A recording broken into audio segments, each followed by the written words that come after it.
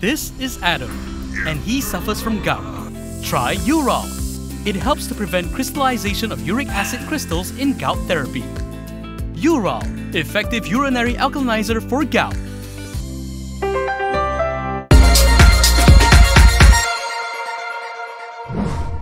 Hello, I'm Camelia, and this is Kini News. The proposal to designate Chinese new villages as UNESCO World Heritage Sites continues to spark a reaction from certain quarters with racial undertones. In the latest exchange with Ming, Umno Youth Chief Dr. Muhammad Akmal Salleh has offered to educate the housing and local government minister on the history of Malay land and the Malaysian constitution. This in response to the Housing and Local Government Minister's proposal to recognize Chinese new villages as UNESCO World Heritage Sites. In a Facebook post, Akmal said there is no need for this proposal, but he's open for a meeting with the minister. Nga has reportedly contacted UMNO leaders to discuss the matter amid continued objections to the plan along racial lines. UMNO President Ahmad Zaid Hamidi had claimed that the proposal presented by Nga was never discussed with his party. Meanwhile, several Malay leaders, including UMNO's Ashraf Wajdi Dusuki and Bersatu Youth Chief Wan Ahmad Faisal Wan Ahmad Kamal, also objected to the proposal. Chinese new villages were first established as internment camps by the British in the late 1940s and early 1950s as a means of cutting off support for communist insurgents. UNESCO World Heritage Sites are not means to determine a country's aborigines, but a way to recognize sites that possess cultural and historical value. Meanwhile, a lecturer and researcher is asking Malay politicians to sit down and learn from Nga and his ministry on how to get traditional Malay villages to be recognized too.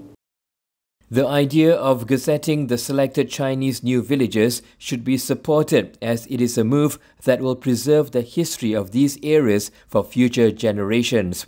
According to Institute of Malay World and Civilisation lecturer Faisal Tehrani, these villages meet at least 2 out of 10 selection criteria for UNESCO World Heritage Sites.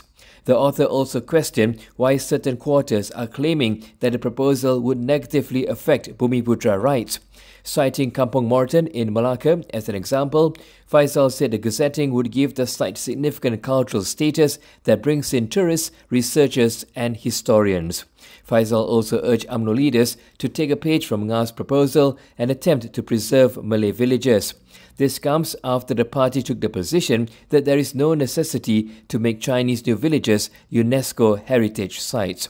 He said UMNO Deputy President Muhammad Hassan can do so with a few villages such as Kampung Lone in Negeri Sembilan, while its Supreme Council member Ahmad Maslan can do the same for villages in Pontian. Meanwhile, researcher and writer W.N. Kushairi said promoting a culture does not mean others are being dismissed. He said in a country known for its diversity and multiculturalism, those with the source and documents have the right to promote their culture. Can Chinese schools survive the declining birth rate? Asked a Pakatan Harapan MP, as the Chinese birth rate has been declining for the past 25 years. Bayan Baru MP Sim Si Sin has questioned the survival of Chinese vernacular schools amid the declining birth rate of the Chinese Malaysian community. Sim asked this when pointing out that ethnic Chinese babies make up less than 10% of the total 423,124 Malaysian babies born in 2022 in his Facebook post. He said assuming all 40,000 Chinese babies born in 2022 were to enroll in one of the 1,200 SJKC for Standard 1 in 2027, that would indicate an average of only 33 new students in each school. Yesterday, Sim expressed hope that the auspicious Year of the Dragon might see an increase in the Chinese birth rate as it has been declining for the past 25 years. Chinese births make up less than 10% of total live births, and Chinese women have a total fertility rate of 0.8, while Malay women's is at 2.1, he said. However, today Sim pointed out that not all Chinese children would be enrolled in vernacular Chinese schools, as some would attend private or national schools instead. According to the National Census 2020, the percentage of Bumiputra population increased to 69.4%. The Chinese population stood at 23.2%, showing a continued trend of declining percentages for the Chinese community. Moving on to the next story, PAS wants the National Council of Islamic Religious Affairs, MKI, to have state representatives on the committee, chaired by Selangor ruler Sultan Sharafuddin Idris Shah. This comes after the federal court invalidated 16 out of 18 Kelantan's Sharia criminal enactments on February 9th. Termasuklah satu cadangan daripada pihak kita supaya keahlian ataupun komposisi keahlian MKI untuk membincangkan soal berhubung dengan undang-undang syariah ini, merangkumi wakil-wakil daripada kerajaan-kerajaan negeri sebagai pihak-pihak yang terkesan daripada apa-apa tindakan terhadap undang-undang syariah. The Islamist party is also planning to table a private member's bill in the parliament which would be focused on empowering Sharia courts. Without elaborating on the bill's details, PAS Secretary General Taqiyuddin Hassan said it will also be read by a Perikatan Nasional MP to amend the constitution. He added that the amendment will be on empowering Sharia laws and Sharia courts. Earlier, Khairi Jamaluddin in his Keluar Sekejap podcast called for a royal intervention to cool down heat surrounding the federal court's recent decision on the Kelantan Sharia Criminal Code.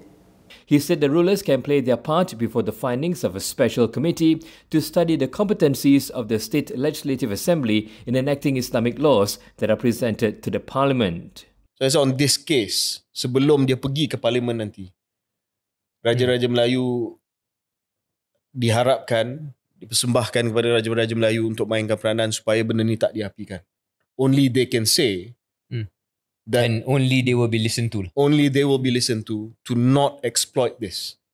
Khairi said that based on his observations since the federal court's decision allowing a petition by lawyer Nik Alin Surina Nik Abdul Rashid and her daughter to nullify 18 Kelantan Sharia criminal provisions last week, the situation has gotten too emotive and even inflammatory. Khairi's co-host Sharil Hamdan concurred, saying the coalition government should try and find ways to engage the opposition constructively in the matter. Kalau perlu babitkan pihak pembangkang behind the scenes untuk redakan keadaan, saya harap benda tu berlaku lah. Ya, betul. Kalau tak, benda ni akan terus api dan kita tak nak perkara itu berlaku dan tak menguntungkan sesiapa. Speculation has intensified around the potential successor to the Communications Community Department, JCOM, Director General position. Khairuddin Othman, a former Selangor Executive Councillor, is rumoured to be in contention for the role. While dismissing premature assumptions, Khairuddin, who is also the former Paya Jaras Assemblyman, urged the public to await an official statement from Putrajaya. He was quoted by Free Malaysia Today as saying that he is reluctant to preempt official announcements and that it is appropriate to wait for the announcement by Communications Minister Fahmi Fadzil. In a recent statement, Khairuddin also acknowledged that several individuals were under consideration for the position. The vacancy arose following the resignation of Agus Yusof in November, following an alleged lewd incident involving him and another individual. Agus has vehemently denied the allegations, claiming he was framed. Last week, Fahmi said Agus's replacement had been confirmed and would be announced later. It is believed that Agus's replacement was discussed during the cabinet reshuffle. The Fire and Rescue Department believes an electrical wiring problem was the cause of the fire at the Sri Sabah flat in Cheras last Saturday. The department director Muhammad Saleh Abdul told reporters this while also ruling out earlier speculation that fireworks had caused the blaze. Makluman awal dari segi pihak-pihak publik mengatakan kebakaran disebabkan bunga api dan lain-lain itu adalah tidak benar lah. Kan itu tidak benar. Dan siasatan polisi kita juga mengesahkan bahawa dipercayai kebakaran tersebut disebabkan electrical, kan, punca sebab elektrik. Ya, dan dianya tertumpu pada DB distribution board dan kita 90% kita percayai itulah punca kebakaran tersebut. In the incident last Saturday, 5 residential units on the highest floor of Block 70 were destroyed with no fatalities reported. Meanwhile, Federal Territories Minister Zaliha Mustafa visited the victims of the blaze this morning together with Bandar Tun Razak MP Wan Aziza Wan Ismail to provide aid in terms of cash and other necessities.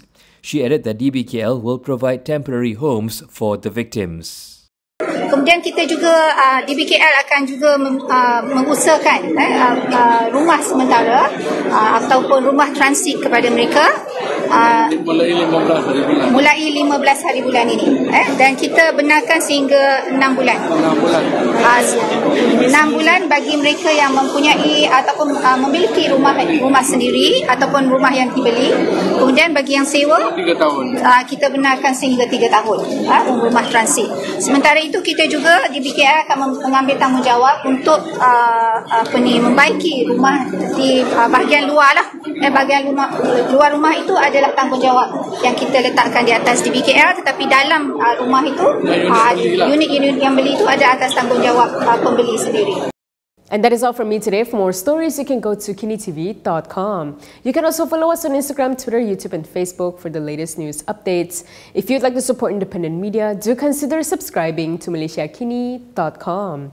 I'm Kimilia. Thanks for watching.